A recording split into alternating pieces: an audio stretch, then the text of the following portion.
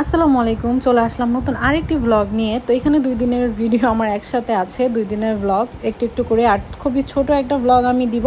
তো ওই দিন আমরা একটু শপিংয়েও গিয়েছিলাম, আর ওই দিন আমাদের গরু নিয়ে আসছিল, তো ওইটাও আপনাদের সাথে শেয়ার করব। তো সবাই কেমন আছেন অবশ্যই জানাবেন, আর অবশ্যই আমার পুরো ব্লগটি দেখবেন যদি ভালো লাগে, আর অবশ্যই একটা লাইক করে দিবেন। তো চলেন শুরু করি। তো এই যে আমরা বের হয়ে ইয়ানার আব্বু যেহেতু মঙ্গলবার ছিল, সে রাস্তায় জিজ্ঞেস করতেছিল আজকে কী বার।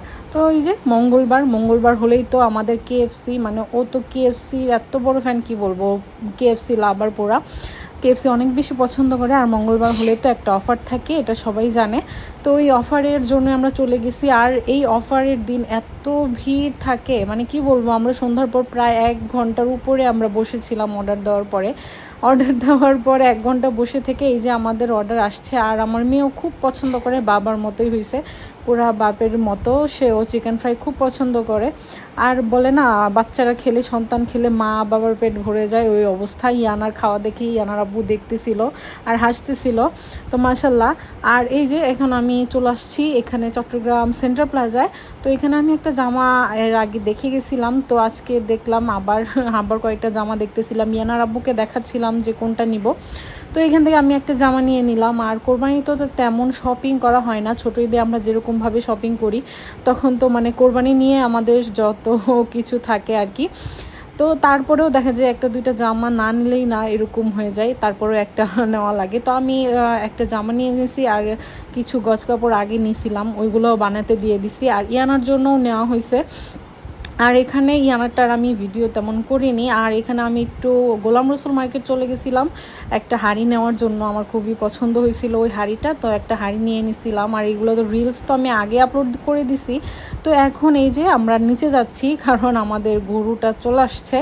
আর ছোট ভিডিওতে যে দেখালাম ওইটা অন্য, মানে আমরা একটু নিচে গেছিলাম, ইয়ানা গরু দেখে ওই ধরবে, ওই গরু ছিল। আর এই যে এইটা হচ্ছে আমাদের গরু আর কি।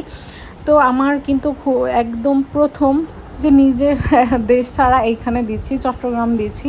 আমরা তো কখনোই আমার বয়সেও কোনো ঈদ আমরা আমাদের ময়মনসিংহ ছাড়া করিনি, আর ইয়ানার আব্বু তো নাই।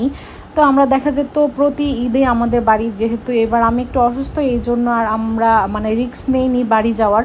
এইবারে এইখানে আমরা নিয়ত করছি যে এইখানে আল্লাহর রহমতে এইখানে যদি পাই কোরবানি করব। আর এইখানে আমরা ঈদে থাকবো, বাড়ি যাব না। আর কিছুদিন পর আমার এমনিতে যাওয়া লাগবে, এই জন্য আর কি এত জার্নি করতে যাচ্ছিলাম না। আর এখানে এই গরুটাকে তো ধরাই যাচ্ছিল না, বুঝলাম না কেন এইটা বেশি পাগলামি করতেছিল। মানে আমাদেরটা সাথেরটা যেটা আসছিল ওটা তো খুবই শান্ত ছিল। তো যাই হোক, রাতে একটু মানে বসছিলাম মেহেদি দিতে, আসলে এই হাতে তো আর আমি নিজে দিতে পারবো না, তো তনি দিয়ে দিচ্ছিল। আর এই যে আবার তারপর চলে আসছিলাম একটু নিচে।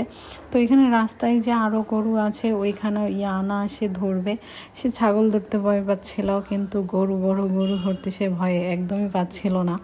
আর এই যে আমাদের যে গরুটা, ওইটা তো খুবই লাফালাফি করতেছিল, সে ওইটা ধরবে না, কারণ ওইটা সে ভয় পাচ্ছিল। আর এই যে এই গরুটা, এটা তো একদমই শান্ত ছিল মাশাল্লাহ, সে এটাকে ধরবে, আর বলতেছিল আমি দুষ্টু গরু ধরবো না, আমি ভালো গরু ধরবো।